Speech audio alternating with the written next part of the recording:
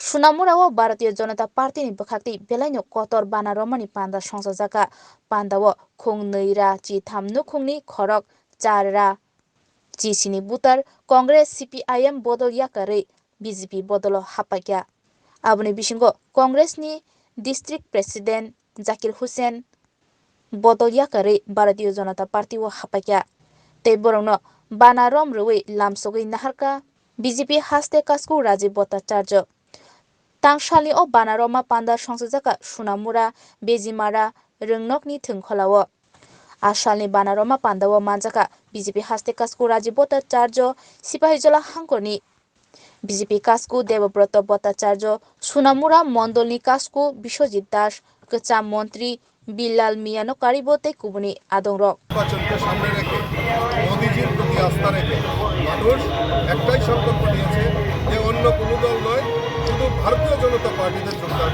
এবং ভারতীয় জনতা পার্টির মধ্যে মোদিজির হাতকে শক্তিশালী করব সেই লক্ষ্যমাত্রাকে রেখে আজকে ভারতীয় জনতা পার্টিতে যোগদান করেছে। মাইনরিটি অংশের মানুষ আমার যে প্রশ্নটা ছিল যে মাইনরিটি অংশের মানুষ আজকে বিজেপিকে সাম্প্রদায়িক দল বলা হতো, হিন্দুত্ববাদী দল বলা হতো, কিন্তু আজকে প্রমাণিত হয়েছে যে না, এই ভারতবর্ষের যদি প্রকৃত যে ধর্মনিরপেক্ষ দল যদি হয়ে থাকে ভারতীয় জনতা পার্টি। আজকে বিজেপি ক্ষমতায় আসার পর তারা বলেছিল যে মোদিজি আসলে ভারতবর্ষ থেকে মুসলিমদেরকে বিতাড়িত করা হবে। আজকে আমি প্রশ্ন রাখতে চাই যে আজকে মোদিজি আসার পর এবং ত্রিপুরা রাজ্যে তৎসঙ্গে বিজেপি সরকার আসার পর একটা মুসলিম সম্প্রদায়ের মানুষকে এই ত্রিপুরা এবং ভারতবর্ষ ছেড়ে যেতে হয়। আমাদের যারা হিন্দু সম্প্রদায়ের মানুষ, যারা ধর্ম আবেগে বিশ্বাস করে, যারা হজ যাত্রায় যায়, তাদের জন্য যে গভর্নমেন্ট অফ ইন্ডিয়া যে ভর্তুকি দেয় তার দ্বিগুণ করা হয়েছে মোদিজির আমলে।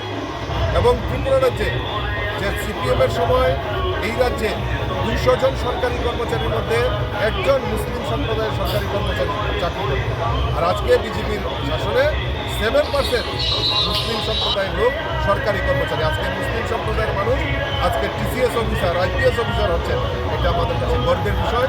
ভারতীয় জনতা পার্টি চায় এটা ভারতবর্ষ, এই ভারতবর্ষে হিন্দু, মুসলিম, বৌদ্ধ, খ্রিস্টান সবাই মিলিতভাবে এই রাজ্যের জন্য, এই রাষ্ট্রের জন্য কাজ করবে। তাই মিলিতভাবে সবাই কাজ করছে। কাজেই বিজেপি সাম্প্রদায়িক দল নয়। আর যারা সাম্প্রদায়িক উস্কানি দিয়ে তাদেরকে নিয়ে রাজনীতি করেছে তারা আজকে এই ভারতবর্ষের ভূমি থেকে হারিয়ে যাচ্ছে। 2047 পর্যন্ত ভারতীয় জনতা পার্টিকে কেউ করতে পারবে না, সেই সংকল্প নিয়ে মানুষ কাজ করছে। রাজ্যে প্রার্থী আছে বিজেপি কতটা এগোলো আর কি? প্রার্থী আমাদের পদ্মফুল, প্রার্থী আমাদের পদ্মফুল। এই পদ্মফুলের জন্য আমরা কাজ করব এবং দুটি আসনে বিপুল পরিমাণ, পর্যাপ্ত পরিমাণে ভোট দিয়ে মোদিজির হাতকে শক্তিশালী করব, সেই সংকল্প নিয়ে। আপনি কি আজকে বিজেপিতে যোগদান করছেন? আজকে বিজেপিতে জয়েন দিয়েছি। আগে কি দল করতেন? কংগ্রেস দল। কেন এই সময়ে এই মুহূর্তে বিজেপিতে যোগদানের কারণ? দীর্ঘদিন কংগ্রেস দল করার কারণে দেখছি যে কংগ্রেস সিপিএমের কাছে বিক্রি হয়, এই কারণে আমি বিজেপিতে জয়েন দিয়েছি। কি পোস্টে আসলো আপনি কংগ্রেস আমলে? কংগ্রেস থাকাকালীন এই ডিস্ট্রিক্ট ভাইস প্রেসিডেন্ট ছিলেন। এতটা আগে নিতে পারতেন, এত দেরিতে সিদ্ধান্ত নিলেন? দেখছিলাম কংগ্রেসের পরিবেশ কেমন হয়, দেখছি যে কংগ্রেসের পরিবেশ ত্রিপুরা রাজ্যের থেকে সর্বশেষ হয়ে গেছে। আগামী দিন কংগ্রেসের পরিস্থিতি ভালো হবে না ত্রিপুরা রাজ্যে। আনা হয়েছে বন্ধুগণ, আমাদের কাছে মৌলিক চাহিদা, আমাদের এই মাইনরিটি এলাকায় হোক, গরিব অংশের মানুষই হোক, তাদের ঘরে শিক্ষার ব্যবস্থা পৌঁছে দেওয়ার জন্য আমাদের ভারতীয় জনতা পার্টির সরকার বদ্ধপরিকর। আর ওই কমিউনিস্টরা কি বলতো? কমিউনিস্টরা করতো যে ক্লাস 8 পর্যন্ত যারা গরিব ছাত্রছাত্রী রয়েছেন তাদেরকে ইংরেজি শিক্ষা দেওয়া যাবে না। যদি আপনাদের এই মাইনরিটি অংশের মানুষই হোক আর গরিব অংশের মানুষই হোক, তারা যদি ইংরেজি শিখে ফেলে তাহলে আগরতলায় গিয়ে আর আপনাদের ওই সিপিএম এর পিছনে ঘোরাঘুরি করবে না। তাই সিপিএম এর আমলে বলা হয়েছিল যে কোনো ইংরেজি ক্লাস 8 পর্যন্ত ইংরেজি শেখা যাবে না। আর ওই সিপিএম এর বড় বড় নেতারা, তাদের মন্ত্রী, তাদের ছেলে মেয়েরা আগরতলায় রেখে ইংলিশ মিডিয়ামে পড়াশোনা করতো, আর বেজিমারা এলাকায়, সোনামুড়া এলাকায় যারা গরিব অংশের মানুষ তাদেরকে বঞ্চিত করত। আমাদের সরকার প্রতিষ্ঠার পর আজকে এই সোনামুড়া এলাকায় 2022 সালের মধ্যে আমাদের এই সোনামুড়া এলাকায় বাংলা থেকে ইংরেজি মাধ্যমে ইংলিশ মিডিয়াম স্কুল এখন পর্যন্ত 12টা ইংলিশ মিডিয়াম স্কুল এই সোনামুড়া সাব ডিভিশনে চালু করেছে। সে তার জন্য কোনো রাস্তায় দাঁড়িয়ে আন্দোলন করতে হয়নি বন্ধুগণ।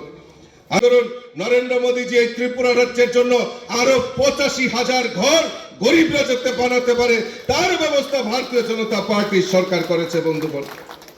আজকে কিষাণ সম্মান নিধি বছরে এই এলাকায় বেজিমারা এলাকার মানুষ কৃষক কৃষিজীবীর উপর বেশি নির্ভরশীল।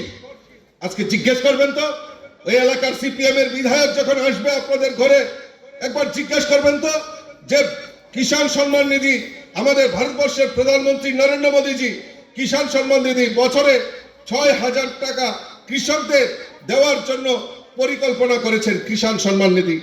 আমি আপনাদের কাছে জানাতে চাই এখন পর্যন্ত এই সোনামুড়া এলাকায় 2022 সাল পর্যন্ত যে তথ্য আমাদের কাছে রয়েছে 16,012 জন কৃষককে কিষাণ সম্মান নিধির আওতায় এনে তাদের বছরে 6,000 টাকা দেওয়ার কাজ ভারতীয় জনতা পার্টির সরকার করেছে বন্ধুগণ।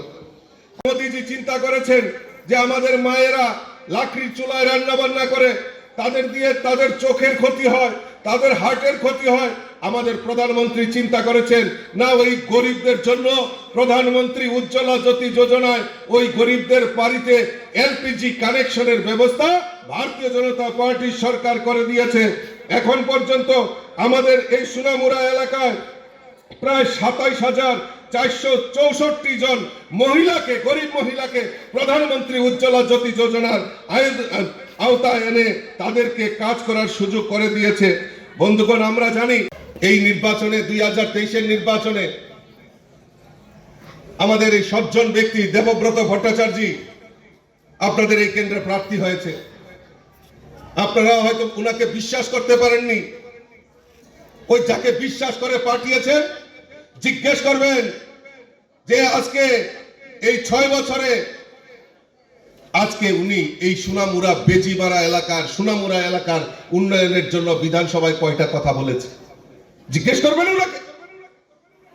কোনো কিছুর উত্তর দিতে পারবে না। তাই প্রায়শ্চিত্ত করার সময় আসছে আপনাদের। আগামী লোকসভা নির্বাচনে এই বেজিমারা এলাকা থেকে আপনারা প্রমাণ করবেন ওই সিপিএম কংগ্রেসকে একটিও ভোট নয় ভারতীয় জনতা পার্টির পদ্মমূলের সব ভোট যাবে ওই এলাকার বিধায়ককে আপনারা তা দেখিয়ে দেবেন, তার প্রায়শ্চিত্ত করবেন বন্ধুগণ।